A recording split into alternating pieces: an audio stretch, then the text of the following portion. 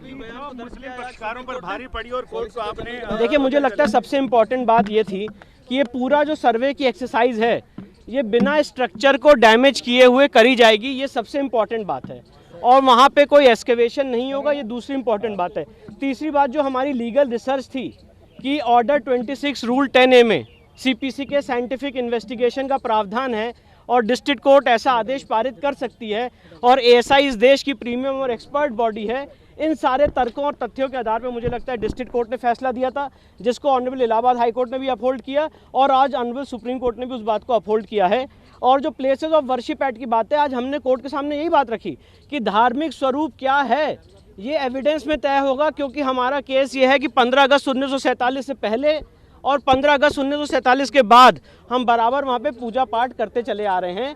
इसलिए धार्मिक स्वरूप का जो प्लेसेस ऑफ वर्शिप एक्ट का बार है वो किसके पक्ष में लागू होगा ये एविडेंस में देखा जाएगा और यही सारी बातें हमने कोर्ट में रखी। तो आज बहुत एक इम्पॉर्टेंट फैसला है सुप्रीम कोर्ट का और सबसे इम्पॉर्टेंट बात यह है सर्वे पे कोई रोक नहीं है। सर्वे जैसे उन्होंने सीलबंद लिफाफे में बोला था, नहीं, वो ने कहा कि हमें इसको सीलबंद में रखा नहीं, सुप्रीम कोर्ट ने कहा कि जो रिपोर्ट है वो डिस्ट्रिक्ट कोर्ट के सामने पेश की जाएगी और उसके बाद वो report subject to further scrutiny है, क्रॉस एग्जामिनेशन है, सारी चीजें हो सकती कोर्ट शुरू से ये कह रहा था कि सर्वे में कोई हर्जा नहीं है और सर्वे किया जा सकता है। देखिए, मैं भी तो फाइनल हियरिंग में तय होगा, अदालत तय करेगी कि जी बिल्कुल सही बात है। देखिए, जो मैं आपको ये बताना चाहता हूँ, जब ये सर्वे की रिपोर्ट आएगी तो ये फाइनल या कंक्लूसिव नहीं है। अंजुमन इंतजामिया या जिसके खिलाफ वो रिपोर्ट आएगी उसको ये चांस मिलेगा कि वो एक्सपर्ट्स को क्रॉस एग्जामिन कर सकता है, अपने ऑब्जेक्शंस दे सकता है और उसके बाद कोर्ट डिसाइड करेगी, ट्रायल कोर्ट डिसाइड करेगी, डिस्ट्रिक्ट कोर्ट वाराणसी डिसाइड करेगी कि क्या ये एक्सपर्ट ओपिनियन मानी जाए, एविडेंस के रूप में लिया जाए कि नहीं लिया जाए।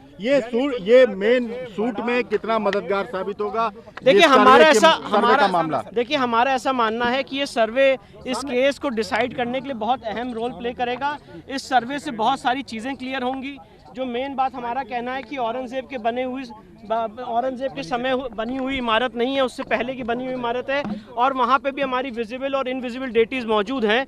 वो सारी बातें सर्वे के बाद क्लियर होंगी। जिला अदालत को रिपोर्ट सौंपने के लिए कोई निर्धारित समय सुप्रीम कोर्ट ने दिया है? नहीं, देखिए, कोई निर्धारित समय नहीं दिया है। ऑलरेडी वो जिला अदालत में मैटर पेंडिंग है। आज हमारी एप्लीकेशन जिला अदालत में फाइल हो गई है और हमने 15 दिन का और समय मांगा है, जिस पे आज ऑनरेबल डिस्ट्रिक्ट कोर्ट वाराणसी अपना फैसला। कितने दिन में सर्वे पूरा हो जाएगा एक उम्मीद? देखिए, मुझे ऐसा लगता है कि ये सर्वे 15-20 दिन में पूरा हो जाना चाहिए, पर ये सिर्फ एक टेंटेटिव गेस है मेरा।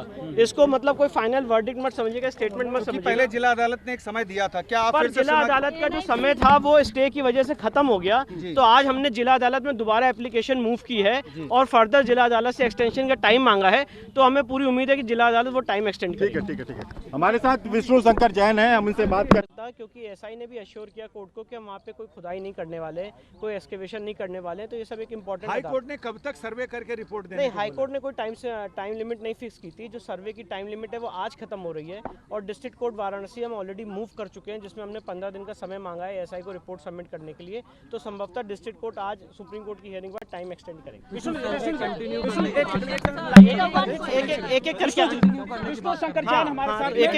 बताया कि आज की जो सुप्रीम कोर्ट की तरफ से टिप्पणी आई है, फैसला आया है, जिसके और ऑर्डर यही था कि सर्वे जो है वो चलता रहेगा, एक्सकेवेशन नहीं होगा, बिल्डिंग को कोई डैमेज नहीं पहुंचेगा और बिना बिल्डिंग को डैमेज पहुंचाए हुए ये सर्वे की एक्सरसाइज कंडक्ट की जाए। जो सील्ड कवर वाला इशू था वो सुप्रीम कोर्ट ने नहीं माना। सुप्रीम कोर्ट ने कहा कि ये रिपोर्ट जो है ट्रायल कोर्ट के सामने सबमिट की जाए। क्या बेसिस था जिसपे सुप्रीम कोर्ट ने स्टे नहीं करा है हाई कोर्ट? देखिए, मेन बेसिस यही था कि सर्वे से किसी को कोई उसमें क्या कहते हैं प्रेजुडिस नहीं हो सकता है, किसके फेवर में सर्वे जाएगा तो रिपोर्ट आने के बाद पता चलेगा।